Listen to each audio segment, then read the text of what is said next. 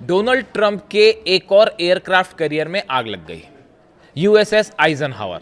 अब ये जो है इतना बड़ा जहाज है कि 3 फुटबॉल ग्राउंड के बराबर इसका डेक है, इसमें जो है वो सैकड़ों फाइटर जेट है। अब इसमें आग लग गई है और 8 अमेरिकी सैनिक आग में झुलस के घायल हो गए।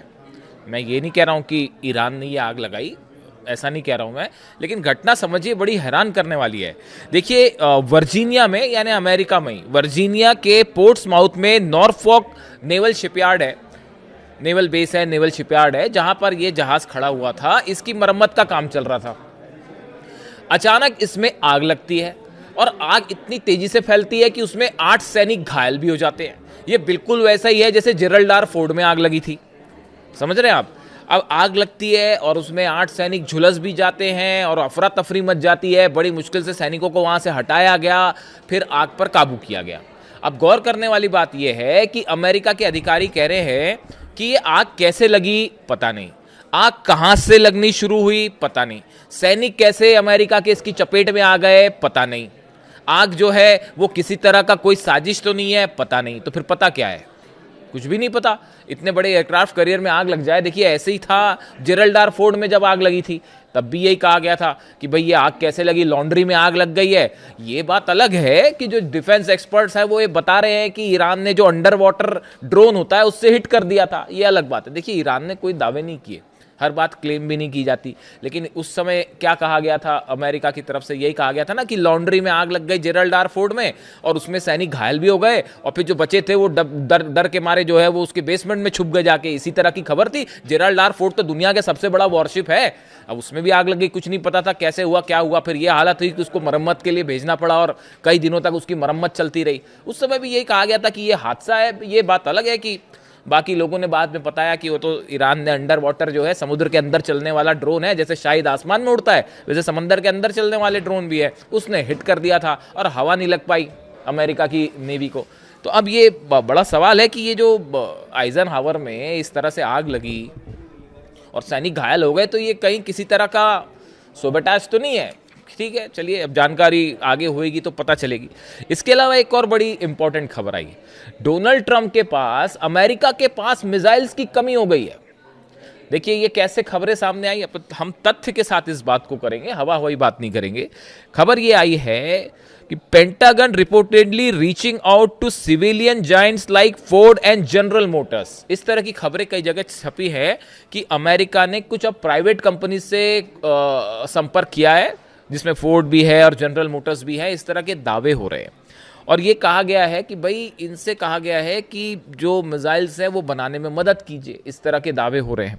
देखिए, with high-tech systems like THAAD and Tomahawk not easy to replace, can production even keep the pace with demand? अब इसमें क्या है कि देखिए टॉमहॉक मिसाइल्स लगातार खर्च हो रही हैं, थार्ड और पेट्रियाट की तो भयंकर कमी है। पहले इजराइल को बचाने में 12 दिन की जंग में थार्ड और पेट्रियाट लग गई, फिर ईरान ने जो है इतनी मिसाइल्स मारी कि वो अरब को बचाने में पूरे थार्ड खत्म हो गए और क्या बचे नहीं बचे आपको पता ही है। अरब कह रहा है और यूएई कह रहा है कि अब हम विश्वास नहीं करेंगे आप पे भैया, आप नहीं बचा सकते हमको। तो थार्ड और पेट्रियाट वहाँ खत्म हो गए। अब ये थार्ड और पेट्रियाट बचाना भी, बनाना नहीं, जितनी जल्दी बना के उस क्वालिटी का बनाना ये हर आसान नहीं है कि आप किसी भी कंपनी को कांटेक्ट करें और कहें कि भाई इसको फौरन बना दो, तो वो संभव नहीं है।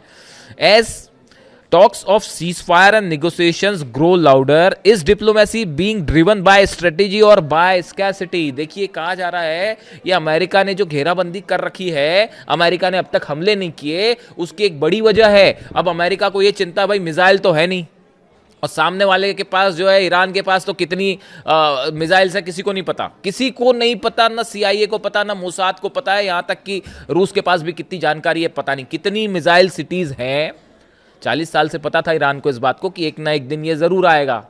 तो ईरान की जो सेना है और अली खामनी साहब का विजन था, उनको पता था कि जो है लंबी जंग चलेगी, मिसाइल्स प्रोडक्शन तैयार रखना है। अब वो नई खबर आ गई है कि ईरान ने अपनी नई मिसाइल सिटीज़ के मुंह खोल दिए हैं और कई जगह से जो है वो धड़ल्ले से मिसाइल और लॉन्चर जो अंदर रखे हुए थे वो बाहर आने शुरू हो गए और वो रिप्लेसमेंट कर दिए गए। वो बड़ी जंग की तैयारी में ईरान, ये क्यों हुआ, क्या हुआ? और आज जुम्मा है, मैं आपको बताता हूँ, खबरें इस तरह की हैं डिफेंस सर्कल में कि जुम्मे पर ईरान पर बड़े हमले की, ग्राउंड ऑपरेशन की प्लानिंग थी, लेकिन पुतिन ने ट्रंप का यह प्लान फेल कर दिया। वो कैसे मैं आपको बताऊंगा। अब देखिए, ये जो मिसाइल वाली बात है, अभी कहा जा रहा है कि ये एक नया टर्म सामने आ गया है कि साहब हम जो है वो इकोनॉमिक फ्यूरी, एक नया टर्म सामने आ गया है कि अब वो जंग वाली बात नहीं है, अब हम इकोनॉमिक तरीके से ईरान को नुकसान पहुंचाएंगे और घेर के खड़े हो जाएंगे और जहाज नहीं निकलने देंगे। अरे यार, 40 साल से आपने सैंक्शंस लगा रखे हैं, क्या कोई कुछ बिगाड़ पाया? फ्रांस, जर्मनी, इंग्लैंड, हालांकि अब ये सब खड़े हो गए ईरान के साथ आके। सिर्फ डोनाल्ड ट्रंप अकेले बच्चे हैं, उनके साथ उनका कोई हमले में साथ देने को राजी नहीं है। जंग के पहले देखिए क्या हालात थे, ईरान अकेला था, स्नैपबैक सैंक्शंस यूरोपीय देशों ने ही लगाए थे ना, तरह तरह के जो है समझौते तोड़े जा रहे थे और वो लग रहे थे। आज पूरी दुनिया ईरान के साथ खड़ी हो गई, आके डोनाल्ड ट्रंप अकेले पड़ गए, कोई उनके युद्ध में, जंग में हाथ नहीं डालना चाह रहा। और मिसाइल्स की कमी अलग है, तो इसीलिए कहा जा रहा है कि ये जो हॉर्मूज घेर के खड़े होने की बात और ईरान के ऑयल को रोकने की बात, ये इसलिए है क्योंकि जंग के लिए मिसाइल्स नहीं बची। दूसरी चीज, अब आप देखिए जो हेस्गेत है, उनका नया बयान आया कल अमेरिका के रक्षा मंत्री का कि हम लॉक्ड एंड लोडेड हैं। ये वही कहा था जो डोनाल्ड ट्रंप ने कहा, वही जो डोनाल्ड ट्रंप कह रहे हैं वही हेस्गेत कह रहे हैं। जब तक चाहेंगे हम हॉर्मूज को बंद रखेंगे, ये बात कह रहे हैं हेस्गेत कि हम जो है लंबे समय के लिए हॉर्मूज, ऐसा करने की हालत में अमेरिका है नहीं। वो चीन के जहाज रुके हुए हैं, चीन अभी थोड़ा शांति से देख रहा है इसको। अगर ज़्यादा दिन तक आपने ये हॉर्मूज को, वो होएगा ही नहीं, रख ही नहीं सकते डोनाल्ड ट्रंप बंद। एनर्जी ठिकाने हम तबाह कर देंगे, हेस्गेत कह रहे हैं कि ईरान के एनर्जी ठिकाने तबाह कर देंगे, तबाह कर देंगे। बड़े दिन से सुन रहे हैं हम ये बात, मतलब 1 महीना हो गया है सुनते सुनते, और मैं बड़े गौर से देख रहा हूँ इस बात को कि कब अमेरिका ऐसी कोई कोशिश करता है। और इकोनॉमिक फ्यूरी का उन्होंने कहा है कि इकोनॉमिक फ्यूरी नया ऑपरेशन शुरू हो गया है। इकोनॉमिक फ्यूरी यानी ईरान को घेर के उसकी अर्थव्यवस्था कमजोर करो। अब इस बीच जो है एक बड़ी अहम खबर आई है। खबर ये आई है कि आसिम मुनीर जो है जाते हैं ईरान। ईरान के सब लीडर से बात हुई। जो अंदर खबरें हैं डिप्लोमेटिक सर्कल में कि आसिम मुनीर ने डोनाल्ड ट्रंप के सारे प्रस्ताव ईरान के सामने रख दिए। किसी भी प्रस्ताव के लिए ईरान तैयार नहीं हो। मैं आपको पहले ही कह चुका हूं, जो ईरान की जो सेना है, अहमद वाइदी साहब कह रहे हैं भैया अगर यूरेनियम हमको देना होता तो हम जंग के पहले दे देते ना। भाई यूरेनियम पर मामला फंसा है, जंग किस लिए हो रही है? ईरान के यूरेनियम के लिए। हालांकि तेल पे भी नजर है ट्रंप की, वो तो सबको पता ही है, दुनिया जानती है कि पूरे मिडिल ईस्ट में, अमेरिका छोड़ के मिडिल ईस्ट में आना, 4-4 देशों पे हमला करना, ये तेल का लालच है और कुछ नहीं है। बच्चा भी समझता है इस बात को। और वो तो अरब और ईरान के बीच में अगर संबंध अच्छे होते, जैसे अली खामेनी साहब ने कहा, तो हिम्मत नहीं थी अमेरिका की यहां कदम रखने की। मैं हिस्ट्री में अभी नहीं जाना चाह रहा, लेकिन अगर ये मिडिल ईस्ट एकजुट हो जाता तो भैया की एंट्री नहीं हो पाती। खैर छोड़िए। तो अब जो है सवाल कहा यह जा रहा है कि आसिम मुनीर गए वहां ईरान, उन्होंने प्रस्ताव रखे, तरह तरह के प्रस्ताव आए कि आप 5 जो है साल के लिए यूरेनियम एनरिचमेंट रोक दीजिए, फिर कहा गया इन 10 साल के लिए रोक दीजिए, 20 साल का भी ऑप्शन आया, और तमाम इस तरह के ऑप्शन आए कि आप हमको अपना यूरेनियम दे दीजिए, हम बदले में आपके सारे सैंक्शंस हटा देंगे और जो है आपको अमीर बना देंगे, इन्वेस्टमेंट कर देंगे। अगर यही सब ईरान को करना होता तो वो जंग के पहले करता ना। अली खामेनी साहब तो झुके नहीं, इसी बात के लिए अली खामेनी साहब अड़े रहे कि आपको यूरेनियम दे दें और उसके बाद मिसाइल प्रोग्राम का क्या होगा, ईरान क्यों रोकेगा मिसाइल प्रोग्राम। यानी देखिए ये बात अभी तक अमेरिका को समझ में नहीं आई है। डिप्लोमेटिक टॉक्स होती रहे, कितनी दौर की बातचीत हो जाए, ये फेल हो जाएंगी जब तक अमेरिका के डिप्लोमेट्स को बात समझ नहीं आएगी कि ईरान से इक्वल लेवल पर बात करनी पड़ेगी और यूरेनियम एनरिचमेंट ईरान का अधिकार है। यही बात पुतिन कह रहे हैं। पुतिन ने तो आउटराइटली जो है सपोर्ट कर दिया ईरान को कि आपको जो करना है यूरेनियम से करिए, मैं खड़ा हूं पीछे। अब क्या करेंगे डोनाल्ड ट्रंप? इसके साथ जो है जो अहम खबर है जिसकी मैं बात कर रहा था कि ऐसी खबरें हैं डिफेंस सर्कल में कि इस जुमे पर, आज जो जुमा है, इस जुमे के आसपास अमेरिका ने बड़े ग्राउंड ऑपरेशन की तैयारी कर ली थी ईरान के ऊपर। ये जो आसिम मुनीर वहां गए और जैसे ही ये बात सामने आई कि ईरान ने प्रस्तावों को ठुकरा दिया है, आउटराइटली रिजेक्टेड। आप तमाम खबरें, आप डोनाल्ड ट्रंप कुछ भी कहते रहे, उनका कोई भरोसा नहीं हो। सुबह कुछ कहेंगे, दोपहर को कुछ, रात को कभी कहेंगे डील हो गई, कभी कहेंगे कि ईरान हमारा यूरेनियम देने को तैयार हो गया। इस तरह की बातें आई, हास्यास्पद बातें हैं। तो बच्चे हंसते ईरान में ऐसी बातों पे। तो वो जो है वो बताया जा रहा है कि जुमे के आसपास हमले का प्लान तैयार था। ये जो यूएसएस ट्रिपोली पर जो खड़ा हुआ है हॉर्मुज के पास, उसमें बड़ी वॉर ड्रिल हो रही है। वो जो तीनों एयरक्राफ्ट कैरियर खड़े हैं, बड़ी वॉर ड्रिल हो रही है। 10,000 सैनिक प्रैक्टिस में जुटे हुए हैं कैसे करना है। इसकी हमले की तैयारी थी, लेकिन पुतिन ने कॉल किया ईरान को, और ईरान को खुद पर्सनली कॉल करके ये जानकारी दी पुतिन ने कि आप पर हमला हो सकता है, तैयार हो जाइए।